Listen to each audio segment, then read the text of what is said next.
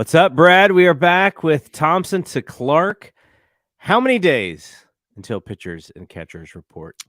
We are down. And it depends on how you count days. I've always had a problem with that, right? Today's Monday. Pitchers and catchers report Thursday. Monday's over, right? I mean, we're in the fun part of Monday. Work is over. We're having fun now. Yeah. So Tuesday, Wednesday, Thursday. So we got 3 days. I say 3 days at this point. All right. Well, that is close. That means this week. Yeah.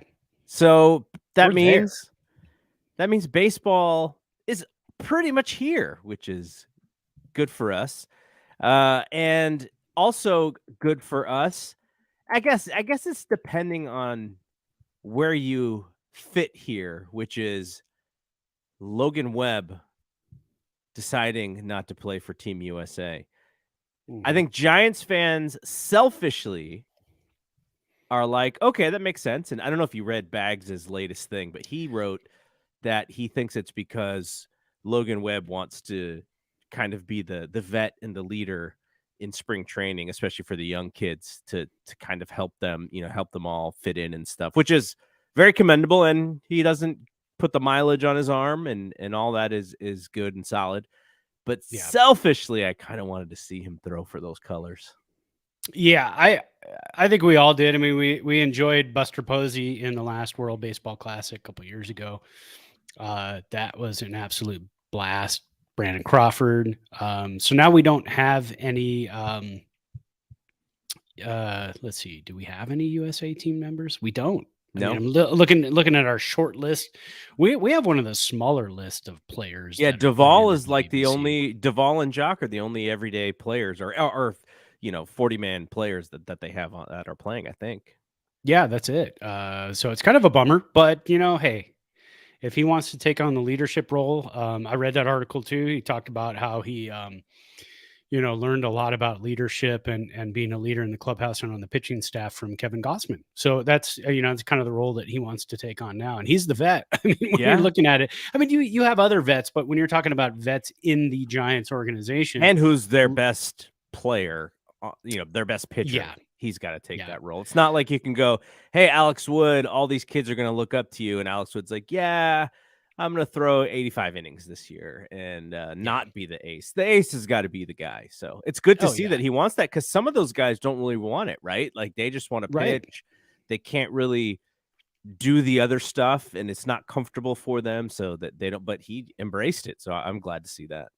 Yeah, I'm excited for that, and again, bummed he's not in the WBC, but that's okay. Again, we're still going to enjoy the tournament. It's still going to be a blast. I mean, we're going to go through over the roster today, and the hitting is just all-star. Yeah, all-star, Major League Baseball all-star hitting. So it's still going to be a blast. All right, we're going to come back to the WBC here in a second, but the Super Bowl was yesterday. Did you watch? Neither of our teams were in it. I watched. I wasn't planning on sitting there and watching it, and I did for the most part. And because it was a good game, coming out of halftime, I had to watch Riri. I had to there you go. Had to pull. I yelled down the hall to the kids because they don't care about the game. They don't care about the Super Bowl. They didn't even care that much about the commercials, because how it is nowadays. When we were kids, it was like, oh, you got to watch the commercials. Well, now it's like, I'll just look at YouTube in an hour. They'll all be, or they're on there 5 days before too. So, yeah. The Breaking Bad one, I forget where I saw it, but I saw it at least 3 days before.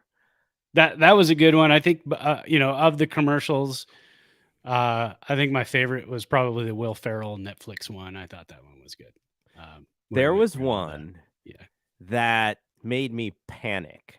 I don't know if you had the same thing, but there was a Tubi commercial which went to a menu screen, and I immediately grabbed my remote thinking, oh no, somebody sat on it and they pulled me out of Apple TV, and now I got to go back in and restart my Hulu so that I can go back to this game.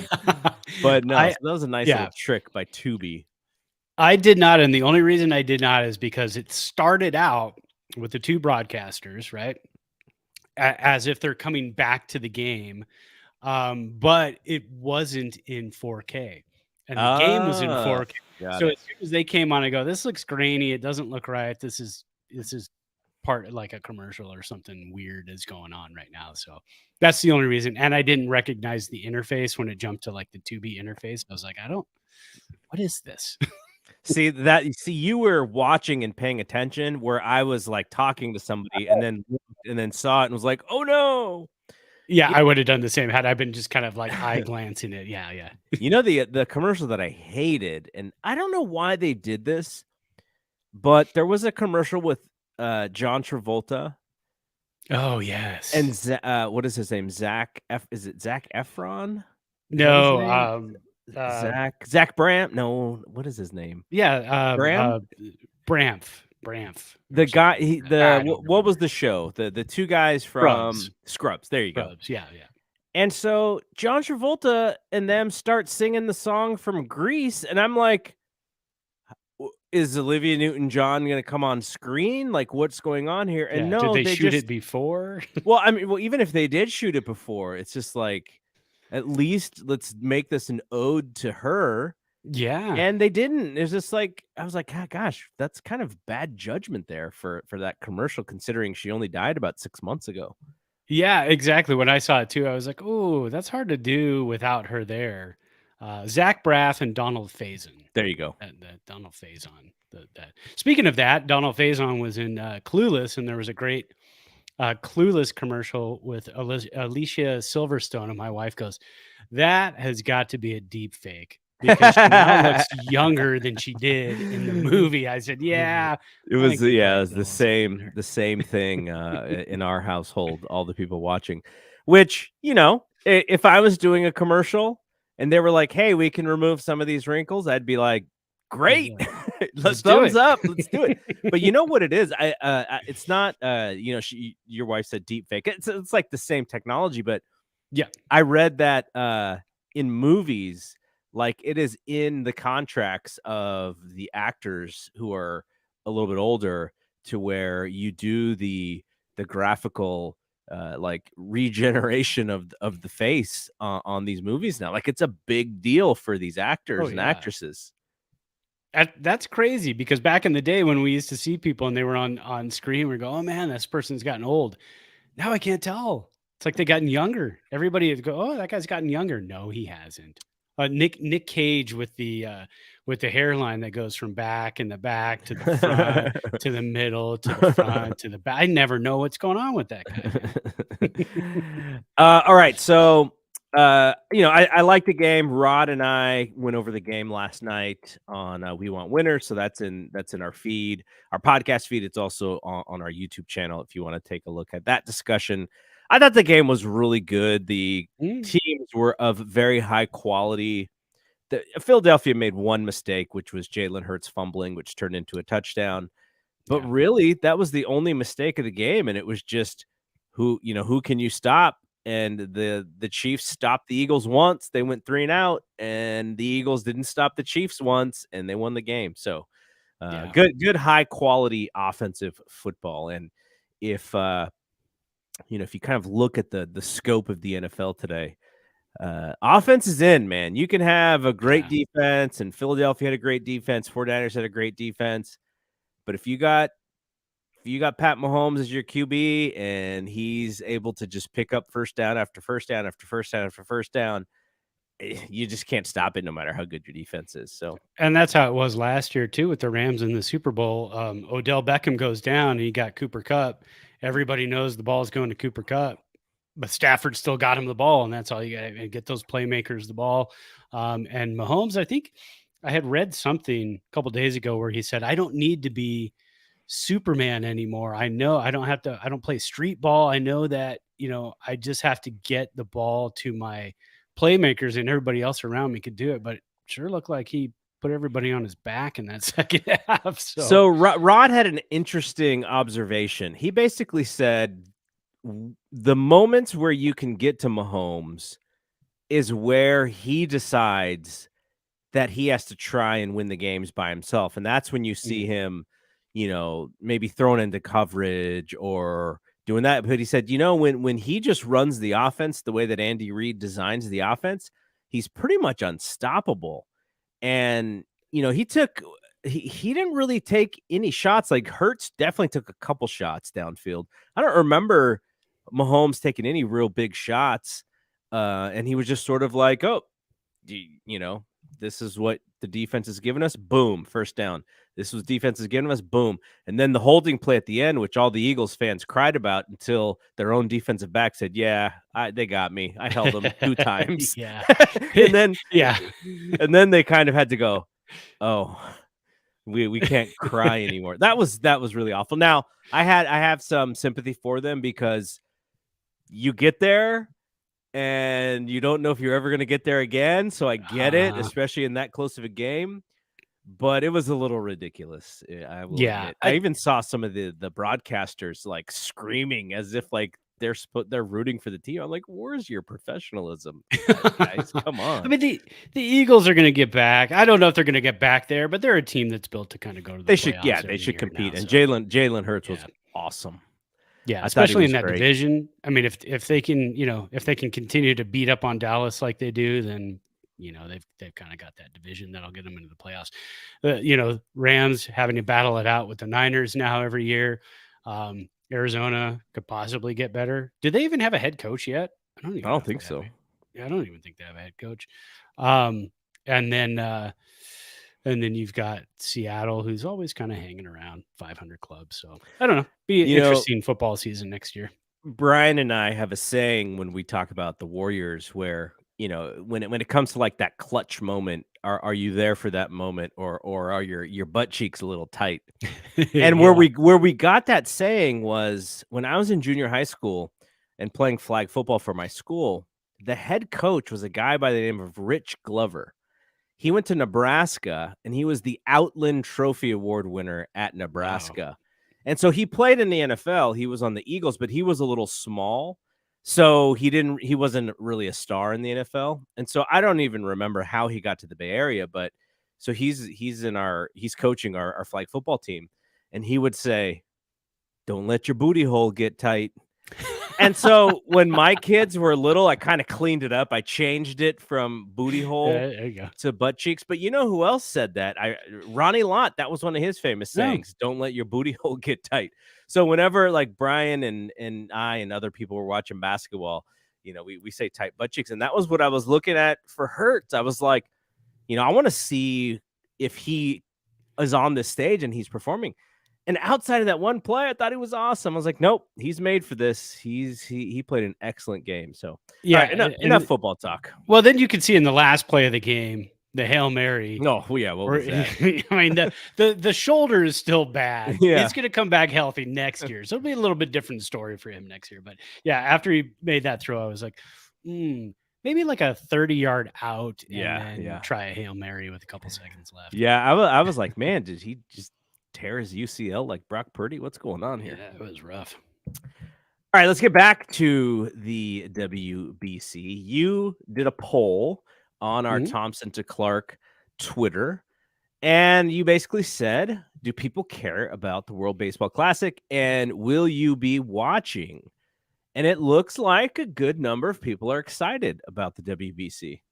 Yeah, when you take a look at the poll, we had some pretty good turnout on it. 72.2% said, yes, I will be watching. 27.8% said, no, I won't be watching. There weren't any comments on it like, this is ridiculous. This is, the dumbest thing. So it's, it's basically, if you're not watching and you're a Giants fan, you're probably just kind of paying attention to spring training and what's going on there. If you're a broad baseball fan like us, where you just kind of pay attention to the league as well as the Giants, you're going to be watching this because when you look at the rosters up and down, man, they're ridiculous. Some of these rosters, I mean, they're filled with major league players from all over the place. Like we said, Jock Peterson, one of our guys, is going to be playing for Israel. I mean, and then we got another guy, Camilo Duvall, is going to be playing for Dominican Republics. Yep. So, I mean, it's just, it's fun. It's fun to watch these guys. Sergio Romo a few years back pitching for Mexico. I mean, that was fun. So you're gonna be watching these games going, oh my God, I didn't realize this guy is still around, because I think Vicente Padilla is pitching for Nicaragua. I mean, this is like Vicente Padilla, I think, retired about 3 years ago from Major League Baseball, but here he is again. So you're going to see some retired guys too, which is kind of fun to watch. Yeah, so the lineup for Team USA, I searched for it and I found a projected starting lineup, though they didn't project the batting order. But I wanted to see if what you thought was going to be the starting lineup kind of vibes with what this writer from Sports Illustrated, Jack Vita, predicted. So the catcher is either JT Realmuto or Will Smith. They have Realmuto as the projected starter. They have Paul Goldschmidt, NL MVP, as projected starter at first. Tim Anderson, second baseman for the White Sox, at second. Arenado at third from St. Louis as well. And Trey Turner, new Philadelphia Philly. And Kyle Tucker also with the Phillies at shortstop and left. Mike Trout and Mookie Betts. What a center field, right field combination there. Yeah. And then Pete Alonso as the DH. And that would leave for the bench, it would leave Bobby Witt Jr., who's probably there for defense and speed. Mhm. Like I said, Will Smith, Kyle Schwarber, who's there to hit bombs when need be. He's not there for speed. No, he'll. I mean, if they do the lefty righty thing, and Pete Alonso can DH against lefties, and Schwarber could DH against righties, I could see that. Jeff McNeil at second base, who was a recent add.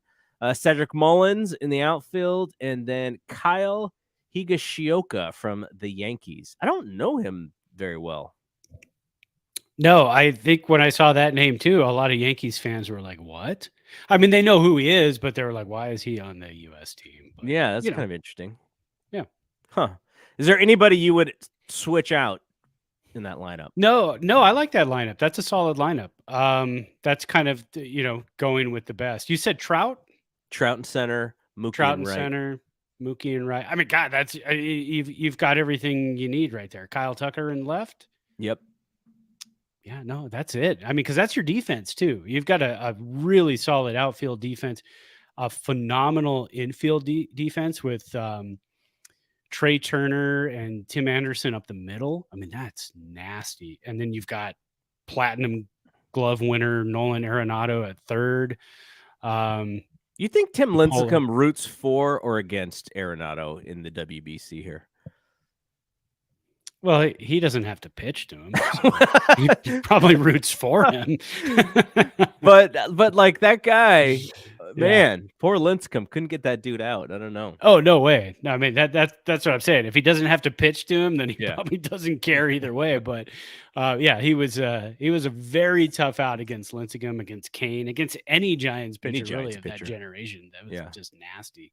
So I would love to see Logan Webb and staff this year. I think we play the Cardinals in the first month of the season. That whole new schedule. Let's go over that next week. Yeah, we'll dig in soon. I mean, that's amazing because the Giants used to play the Dodgers upper 30, almost 40 games a year, and now it's down to like 26 games a year against everybody in the National League West. So I think really it's even less. I want to say it could even be less than that, but yeah, it's really insane. I mean, they're going to play in the first month of the season, the Cardinals, the Dodgers, and the Yankees. I mean, that's brutal. It's a brutal schedule. Yeah, the schedule is so different that I was like thinking of, what games am I going to go to this year? And just the idea that every team's going to come here, or not. Do they do home and homes, or is it just you play each team once? How does it work? So when you're playing a team, okay, so you've got the National League West. So let's just use the Giants as an example, and this kind of falls with everybody. So Giants are in the National League West. They're going to play everybody, I think, 7. Well, I can't remember what it is, but a certain amount of games at home, certain amount of games on the road, and there's going to be one more game for each team, and then that'll swap the next season. So it's uneven, but it'll be, one more game for one team at home, and then the next year one more game for that team on the road. Then they're going to play their natural rivals, so the A's. They're going to play them in 2 series. Okay, that's what it is. That's where the home and home comes. Yeah, and then they're going to play every other team in a series, a 3-game series. Every other team in Major League Baseball, either at home or on the road, and then the next year that'll switch. So you're going to see the Giants play the Mariners every year, and so every other year you're going to see Julio Rodriguez come to San Francisco, and I think that's what they're trying to do. So every other year you're going to see Mike Trout come to San Francisco, Shohei Ohtani. I think the Angels are coming to us this year, so the Giants will go to Anaheim next year. So it's just going to kind of work out. Yeah, so the Yankees will come to us next year because we open the season at New York this season. So the Yankees will come to us next year. So it's just I get where they're coming from. I don't know if I like it a whole lot. It's a little bit easier for the Giants in terms of they don't have to play the Dodgers and Padres, who spanked them a lot last year. Not to say that it's even, but it'll be more even if you're in a really stacked division. So Giants and the Giants would play the Dodgers and Padres a minimum of 18 regular season games previous years. This season it'll be 13. That's so low. Yeah. That's 4. That's what 5 series probably, right? Yeah, 5 series. And then so it's going to be uneven. So it's going to be, what did you say, 13? Yeah, 13. So it's going to be 7. 7 at home and 6 on the road, and then next year that'll switch against whatever team that is. So, so that is that's a fun look. We'll dig in and circle the ones. Well, Brad probably won't be in the city much this year, but I want to circle the ones that I want to go to. Yeah. For sure. All right. So let's look at this rotation for the WBC. This is where maybe we don't match up as well, whereas we match up really well offensively and defensively. Your starting pitching: Clayton Kershaw, Adam Wainwright. Those guys are definitely the veterans of this squad. Yeah. Is Wainwright's like almost as old as us? What's going on here? The longevity. He's getting up there, and he's pitching again this year for the Cardinals. Yeah, hasn't retired yet. Brady Singer, Kyle Freeland, Lance Lynn, Merrill Kelly, and Miles McCollum. Yeah, McLovin. And then in the bullpen, Brooks Raley, Daniel Bard, David Bednar, Devin Williams, Jason Adam, Kendall Graveman, Nick Martinez, not your buddy Nick Martinez. Not Nick Martinez. It's different Nick Martinez. And Ryan Presley. I like the bullpen better, and I like the starters, but the starters are, they're going to battle too, especially because you can't really just throw your ace out there for all 9 innings. It's not how the WBC works. So the bullpen is just as or even more important. So they did stack. I think it's more important. They did stack the bullpen arms more so than the starting arms for sure. Yeah, for sure. Because you're going to see, Kershaw, Wainwright, Singer. You're going to see all these guys go like 3-4 innings. Maybe if they're pitching in the championship game, you might get 5 innings out of them because that's kind of how it went last go around. Mark DeRosa, the manager, I'm sure, again, he said in an interview, I've been given direction by each team of how many pitches for each outing said pitcher can throw. Yeah. So he's got to deal with that, which is fine. It's a blueprint for him. All he has to do is follow it and not go off of that, and he's fine. His biggest task is going to be managing the bullpen, not overusing arms. And again, he's still going to get, if one guy throws 1 inning one day, 2 days later they're throwing, that team might call him and say, don't throw this guy again until at least 3 days, 4 days, whatever it is. This is the schedule we have for him in spring training. So he's going to follow all of that. His biggest thing is going to be hitting, because again, when it comes to hitting, you want to see as many pitches as possible in spring. I mean, you can see as many pitches as you want. That you got to get your timing down.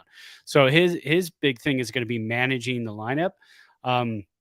If he's got guys like Will Smith on the bench, and they don't get into games as a starter, and it's Real Muto the whole time, then you might get the Dodgers complaining that, hey, we wanted him to get some swings in the spring, and that was like 3-4 weeks that we lost a lot of swings for him.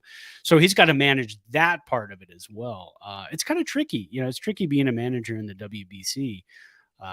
So we'll see how that goes. I think the Japanese manager probably has it the best because he's got all the players that are kind of on their own schedule. I've got to go back and look and see what the Japanese pitchers did in the last WBC, but I'm sure they seem to be a little bit more dialed in when it comes to getting ready for the season. I think Major League Baseball and the Players Association has so many rules that you can't really get out there and do things with teammates and with coaches and everything else until a certain time. But yeah, it's going to be interesting just kind of all around the WBC to see how far starting pitching goes. Are we sure Kyle Higashioka is actually on the roster? I thought so. He's a third catcher technically, so I wonder if he's. I need to look into that. I didn't even realize he was on the roster. That's why I didn't look into it. But we'll figure that one out. Ben, I mean, I see it on the bench in a couple of different websites. Okay, so he is, and maybe it was just to have a third guy because he's not even a starter on his own team, right? Like he's had like a career 600 at bats in his entire career. Yeah, exactly. It says, unless he's playing a lot more this year, possibly. But I mean, here's an article in the New York Post that Nestor Cortez and Kyle Higashioka are teammates on Team USA. I think Cortez just got replaced, though. Okay. So that was out. probably today that he just got replaced. Yeah, this article was on February 13th. So, well, that's today. Who knows?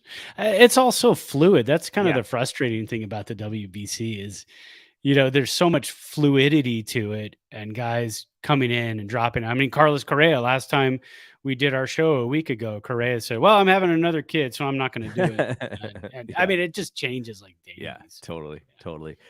All right, yeah. So we'll try and do some WBC stuff up until the first weekend of games, which is coming up really soon. All right, let's go to the what are we drinking stage of this show because I have another fun one for you. I'll go first because I'm boring.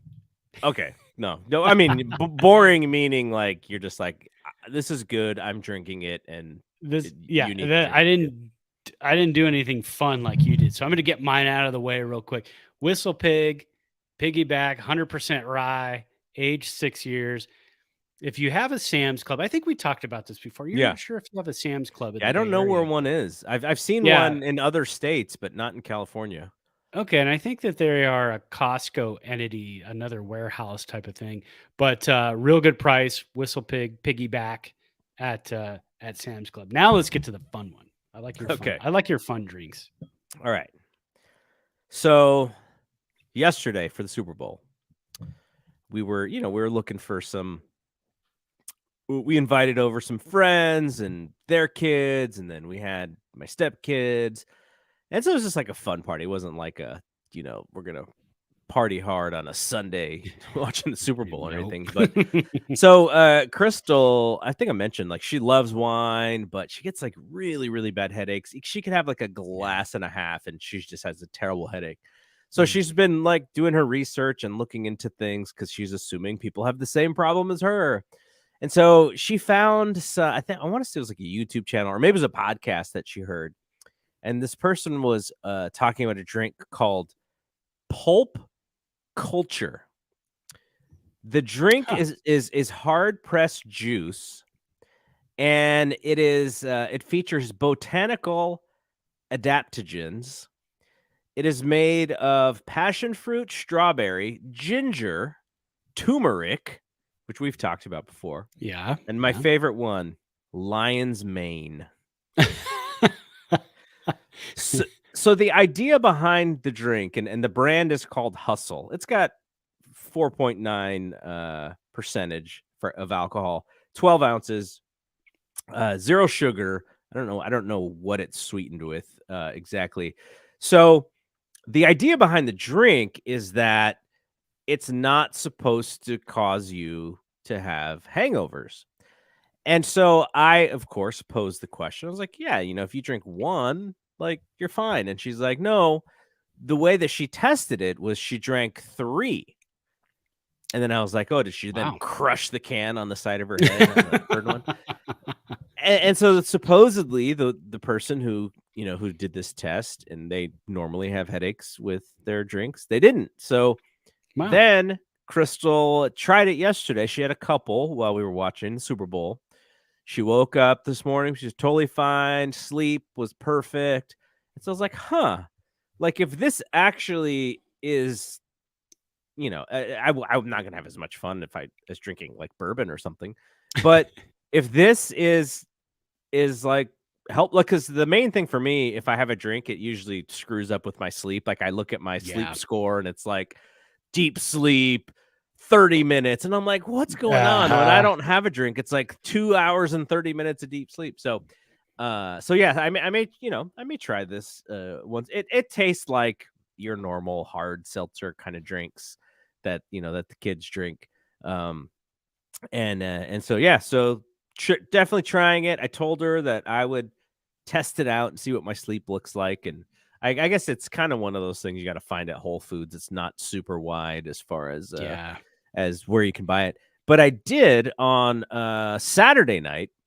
I'm not a cocktail person, but we went out to Pacific Catch and I decided to have an old fashioned, which was so delicious. And I was like, man, I like this so much.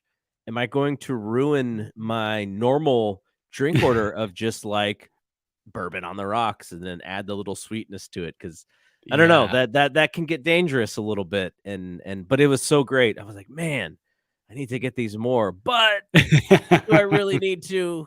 So That's the hard part. Whenever we go out, it's like, do I want to? I had a bad experience because I ordered an old fashioned at a really cool restaurant, nice steakhouse type place, and I ordered an old fashioned, and it tastes like bourbon water. I mean, it was, and then I was frustrated because I paid like $12 for it. So I'm always nervous about that. So that's why a lot of times when we go out, I just go, I'm going to stick with the tried and true. Yeah. The beers. I'm going to order a beer, and then I'll be safe, and or a glass of wine because wine is wine. I don't differentiate between like bad wine and good wine. I just know like really bad wine. If I take a sip, I go, ooh, that's what is that? But yeah, so how much alcohol is in that? Like 5%. 5%. Okay, Yeah. well that's good. Yeah, that's not too bad. Yeah. All right, let's get to the rest of what we're going to talk about today. I sent you a podcast that Farhan Zaidi was on with Tim Kawakami. There was also a write-up on it, so you didn't have to listen. And I thought it was fascinating, not because, we go over the Carlos Correa stuff and everything. Like, that's kind of old news by now. There's nothing really that Farhan can say that will change what happened. Right. But the piece that I was fascinated with on this interview, Tim Kawakami asked Farhan, this is the end of your original 5-year deal. Have you signed an extension to the deal? And Farhan said, I can't really get into that. And I was like, whoa, wait a second here.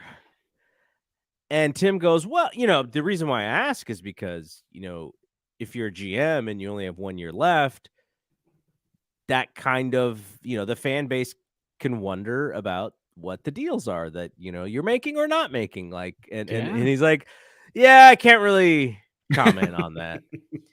And so I was like, whoa, wait a second here. I don't know why he wouldn't have said yes if he did resign.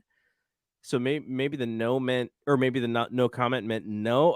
I was really like just shocked while I was Yeah. listening to this. But there are a couple of different ways you can look at this, right? Because if he's at the end of his deal, now I think if the Giants don't bring him back, he's going to have tons of suitors to run other teams. So it's not like Yes. he desperately needs this job, but maybe he really likes this job.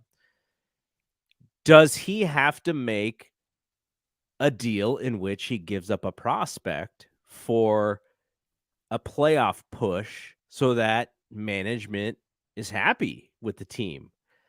And so does that make him more apt to maybe trade one of the prospects this year? The other way to look at it is, if he is a lame duck, does he have the same power that he would on all decisions that are made? Or is management going to go like, look, we're not bringing you back, but you cannot do this? Now, I don't know if that happens in that way, but I was just shocked. I was like, whoa, this is not part of the calculus, the Farhan calculus, that I even realized that he could be a lame duck GM, and that could change the landscape of what the Giants do this year. Yeah, I'm with you, but having experienced this as a Rams fan with Les Snead and Sean McVay at one point a few years back, the quietness of it all. There's going to be. Here's my prediction after reading that, because again, I read the article. You listened to the show. I didn't get the the emotion behind the answers, the the inflection or anything else. I read that more as within the next month before the season starts, the Giants are going to announce probably an extension. Okay. That's 2-year extension. Yeah. 2-year extension, 3-year extension, whatever it be. I think Farhan was pretty much saying, I can't be the PIO for the Giants. I'm not going to announce this deal. I'm going to let the Giants PR announce this deal. So that's kind of how I looked at it. But who knows? If not, we all know once the season starts, what we don't know is he in the final year of his deal, or does he have more years on his deal? I would think if he had more years on his deal by the time the season starts, we will absolutely know about it. There's no reason to not know about it. Yes. Because if you go into the season and nothing's been announced, all of a sudden fans are going, is he going to blow this up? Is he going to trade all of our prospects to Pittsburgh and then next year be the Pirates GM? What's going to happen here? So I hope it's what you said, because that does make a lot of sense. But the other sort of tone to that interview, and I maybe not the tone of the interview, but kind of the what Tim came to realization about, which is when he took over, they are not even really in a better place than they were before he took over. Now, that could change if some of these prospects do graduate, like that could change. But the idea of, okay, he's going to overhaul this whole system, and in 5 years, the farm system is going to be great. We're going to have farm system players coming up and being a part of the organization. Literally there's been one guy who they've brought to the big team who Farhan has drafted, I believe. Only one so far. Now, again, hoping that changes, because you got Kyle Harrison, who we hope to see this year. But that's a that is a way to look at it. Is like, he came in to do one specific thing, well, more than one specific thing, but the eyeballs were on like, okay, we need this farm system is in shambles.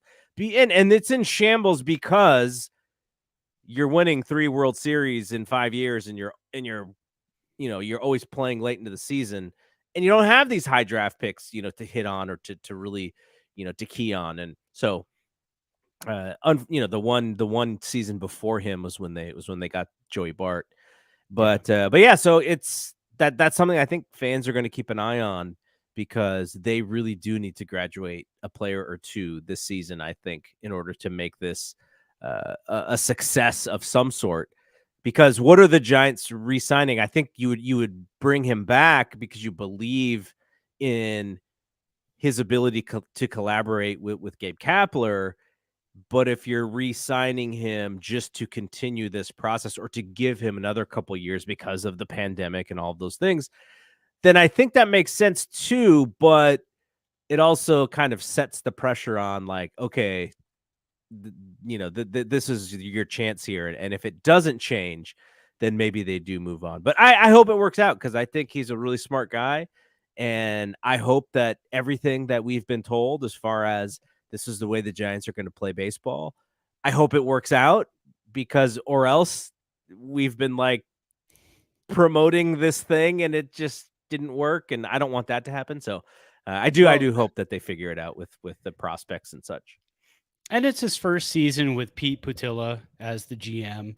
So that kind of has to grow as well. Are the Giants looking at the fact that, well, maybe we let Farhan walk after year 5 and then Pete Putila becomes the, head of baseball operations, and then he hires a GM and we go from there? That's always a possibility when the Giants are looking across the, into Texas and going, look at Houston. Houston's had a really good run, and we got one of their guys now. Because you look at first round picks under Farhan, you've got 2019, Hunter Bishop, still cannot stay healthy. 2020, Patrick Bailey had some health issues. Can he be the backup catcher maybe late this year, maybe next season? Can he fight for that? Can he be the starting catcher? I mean, can Joey Bart continue to blossom? If not, then we have a problem. And then 2021, Will Bednar, some back issues last year. And then Reggie Crawford, two-way player who we're all excited to see his first year in the minors this coming season. Keith Law believes they should focus him on pitching. Yeah, I mean, we've seen the video of him pitching, and he's phenomenal. But you kind of need that roster flexibility nowadays, and so I don't mind him. Yeah, concentrate him on pitching, but also, let him hit. Let him be an outfielder. If the Giants need a 4th or 5th outfielder and they don't have to waste a roster spot on another outfielder, cool, let's do that. And then they can get another, relief pitcher or whatever it is. The one thing from the article that I kind of took from it, that again, in recent years, I've heard a lot about this, but before that, I don't know if I just turned a blind eye and never heard about this or just didn't pay attention to it, but you can't sell payroll flexibility. I mean, again, putting people in the stands, putting people in the seats, putting fans in the stands. I don't think I've ever cared about that. Yeah. As a Giants fan, listening to a Giants game, I've never sat there and go, man, I can't wait to find out what today's attendance is. I really don't care. Yeah. If the team is winning, I'm excited.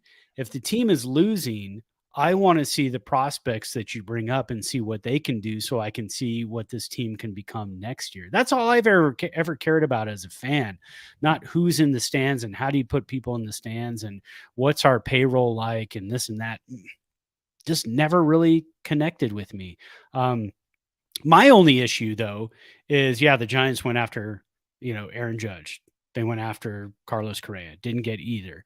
But they had the chance to sign Gossman. They had the chance to sign Rodon. I think they could have given them both big contracts, but under Farhan, they're not going to do that for pitchers. That's my only drawback with Farhan at this point is I don't mind giving 5 and 6 year deals to a pitcher if it's going to shore up your pitching staff. If you can have Logan Webb, Carlos Rodon, and Kevin Gossman in your pitching staff right now, you don't need to have a monster offense. You just need to have a good defense behind you and score 3-4 runs a game. And then with that pitching staff, you can do some damage in the National League West, especially keeping the Dodgers and Padres at bay. That's my big issue. Not so much, money, not so much people in the stands. It is the contracts given out and tried to have given out when I think that money could have been better spent on some frontline pitching and have just a killer pitching staff. It is. Now, you haven't followed the NBA very closely. It is a version of what the Philadelphia 76ers were doing. You've probably heard this this phrase, trust the process. Yes. And what they were doing is they were specifically trying to lose so that they could have as many chances to win the lottery as humanly possible. So they ended up with a lot of these top picks. They drafted Joel Embiid, they drafted Ben Simmons, and I think some fans would say that it sort of worked, but I think others would say that it probably didn't work that well. And Ben Simmons is not even on the team anymore. Embiid is a great player. He's one of the top 5 players in the league right now. So they really lucked into him, but he wasn't even the number 1 pick. And so, but the idea was the management was just the GM was just saying, just trust the process. Like, we're gonna be good at some point, but we just have to be really bad before we are good. That is not what Farhan is saying, but the payroll flexibility is a version of that, which is we want to be able to strike when we can. We just can't guarantee that it's going to happen this year or next year or the following, right? So, Yeah. that's the whole thing about it, and we circle Shohei, right? So we circle Ohtani, and it's probably not happening unless they sell him on something else. And we'll see what happens. But yeah, it's the same kind of thing. Okay. I think the Giants, honestly, I think the Giants would need to go to the NLCS this year at least for Shohei to even look at us and say, hey, that's a good option.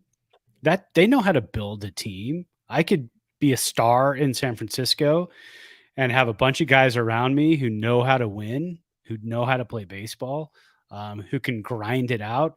Because he's been in a situation now where you give a bunch of big contracts and it doesn't pay off, doesn't get you to the playoffs. So Giants need to go to NLCS or higher at this point for Shohei to be like, yeah, this looks good. All right. So this last bit is more MLB focused, but there are a couple of changes that were made that I saw on The Athletic today. One of them is that this ghost runner extra innings rule is official. They're like, we're just gonna have it forever. We love it too much. And the reason why they do is because the scoring goes way up in the extra innings, which you're basically you're basically changing the game so that the end of the game is more exciting. Right. And it's a little bit artificial, but they like that. And the games are just much shorter than they were pre Ghost Runner. So theoretically that saves arms and that saves bullpens. So I think they're happy about that. But I wanted to get your thoughts on this other thing that they also voted. The competition committee also voted to further limit the use of position players as pitchers to only extra innings or by a leading team when it is up by 10 or more runs in the 9th, or by a trailing team anytime it is down by 8 or more runs. Teams could previously use position players as pitchers when they were leading or trailing by 6 runs. So Major League Baseball is like, guys, I don't like to see these eephus pitches in the 6th inning. Like, this is really bad look for baseball. And they changed it. So we're not going to see it as much. I don't know who was it Luis Gonzalez was coming in and throwing innings for us last year? Yeah.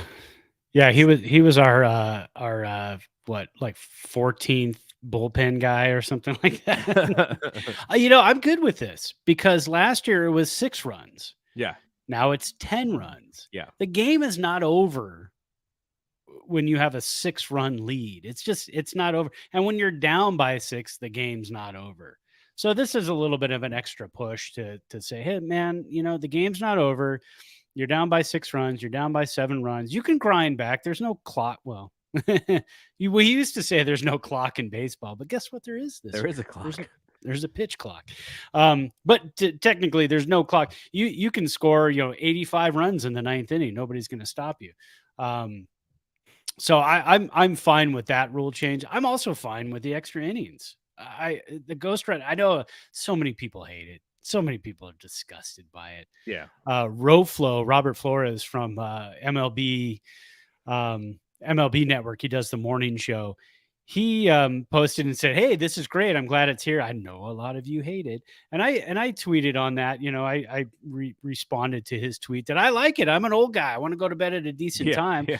Plus, you get to the 10th inning, that first pitch in the 10th inning is all of a sudden stress. It is all of a sudden excitement. It is a nail biter right off the bat. So if you're the home team, you better damn well score in the bottom of the ninth if you don't want to have to deal with a runner at second base in the next half inning. So I like it. I mean, I'd almost say I love it. I don't want to piss anybody off, but I really like the rule. I like the excitement of extra innings right now. Well, yeah. So it is here to stay. This competition committee, they are trying to change the game for the better and not piss off the old school folks too much. They did certain things like removing the shift that some of the old school fans probably like the fact that they did that. This pitch clock, maybe so. We'll see. It should shave some time off of the games. I like the idea of changing the sport to make it better. Football and basketball have done it. Maybe basketball almost too much to an extent, where because the 3-pointer is such a big deal these days. Oh yeah. But and the NFL, like when you and I are growing up, these quarterbacks were taking hit after hit after hit, being driven into the dirt by some of these defensive players. And now, you watch that game last night, the defensive players are scared to hit quarterbacks. They're like, they kind of pull off sometimes because they're worried about, getting a penalty. So, yeah, some of these things. But then again, then you get this exciting 38-35 game that, a lot of people watch. So, it's a TV sport. And I think the TV ratings show that the NFL is better than ever, even if I kind of miss the old game from back in the day a little bit. Yeah, the slobber knockers, the old, punch you in the mouth. Everybody punch each other in the mouth until one person is left standing. But yeah, in baseball, I mean, that's I like the rule in extra innings because again, you can get cheap stuff like ground ball to the right side. Okay, you move the runner over to third, and now there's no shift, so you can't load up one side. So you get a ground ball to the right side. Maybe it sneaks through now because there's no shift, and maybe that run scores with a base hit versus a move the runner over and then sacrifice fly, and all of a sudden you have the lead. Well, the home team now has a chance to do the exact same thing. Now you got to play baseball. You still have to play baseball. You still have to move that runner over to third base however you can. I think we saw a strategy there the first year they were doing that, where they go, well, let's load the bases and let's get force outs at every base. Well, that kind of backfired. That didn't, that strategy was garbage. But you want to get those strikeouts, and so the Giants have some strikeout pitchers. So you want to load up on the strikeout pitchers, save those guys for maybe extra innings if you think you're getting there late in the game. Still, there's still a lot of strategy to it. It's just not the old school strategy. I think halfway through the year, I saw a stat. It was around July. There was an article that was put out, and there was only one game that went past 12 innings in the middle of July last year. So I think MLB is doing kind of what they intended to do, and that's not burn out your pitching staff. But still, score some runs, make it exciting. Don't burn out your pitching staff, especially if you're in a 3-game, 4-game series against a team. You don't have to deal with any of that stuff. So next time we record, if we are on target for next Monday, we'll see that our schedule for this show may change depending, your work schedule, my work schedule is. I think we have a holiday next Monday, actually. Oh, so maybe we'll record on Tuesday then. Yeah. Because, and the reason why I said that is the Giants, as we said, the pitchers and catchers report on Thursday of this week. Spring training, or at least position players, have to report by next Tuesday, the 21st, and then officially, things kick off there. So that'll be good. That'll be a good day for us. Yeah, it's a good week. It's an exciting week. I'm very excited. I'm ready to go. All right. That is it from here. One thing I want to mention is we have a new Discord. So if you want to shoot me an email, gg@bspnmedia.com, I will shoot you an invite. I just thought about this. We need to get Ash on there. We need to get Matthew and Ben from the Giant Cocktails podcast, because I want people to have the ability to share their content that they create as well in for sure, in the Discord. So Giants fans, we're looking for some folks to get conversation going. I also created A's channels and Raiders channels, because still lots of Raider fans out here in the Bay Area. So we'll see if we actually get podcasts on those teams. There's an Earthquakes channel that I created for the MLS is up for a big year. Apple has all their rights, and Apple TV has a new subscription service if you want to get like every single MLS game, and they're doing all the production, they're doing all the video. So they're gonna have to find, they're gonna have to sell ads on this stuff. So it's crazy. It's a new world. Apple behind the product, though. That's going to be so much fun. I'm not even, I'm not a soccer guy. I know you're watching a lot higher level soccer than MLS, but MLS is fun. I enjoy MLS. I really enjoy any soccer, especially, at night, if there's any soccer on, I'll put it on in the evenings. I like the Mexican leagues on Saturday nights. Those are always fun. They start at 7. The crowds are just really into it. A lot of fun. We do have a programming note that I forgot to add in. Oh yeah, go for it. Yeah. We got I got a message from Darren Chan today, friend of the show, works for KNBR, as the engineer for the Giants broadcasts. He said, "Hey, good news. We're back in Reno. So if you live in Reno and you're like me and you've been wanting the Giants to be back on broadcast radio, they've been gone for like 2 or 3 years now. They're back on KCMY 1300 AM and 102.5 FM. With the day games only on 1300. And then he also believes that they're on 99.1 FM HD2. Ooh. And if you've ever listened to an HD channel on your radio, if you have that on your radio, it is fantastic. We have it in 2 of our cars. So I can't wait to listen to some HD Giants broadcasts as I'm cruising around town, listening to some day games. Because that's the one thing I miss. I'd always have to punch it up on XM. Yeah. And if you can get your home broadcast on the XM app, but if you have XM on your car stereo, you can only get the home broadcast. So if they're in St. Louis, I'd have to listen to the Cardinals broadcasters. So it's so nice to have them finally back. Yeah. So thank you, Darren Chan, for that note. You made my day. Awesome. Yeah, we got to get Darren back on this show too. Yeah, for sure. All right. That is it from here. So we'll be back next week, either Monday or Tuesday. If that is true that we have a holiday, then it'll probably be Tuesday. But we are so close to some baseball here. Yes. All right. For Brad, I am Double G. See you when we see you. Peace out. Peace.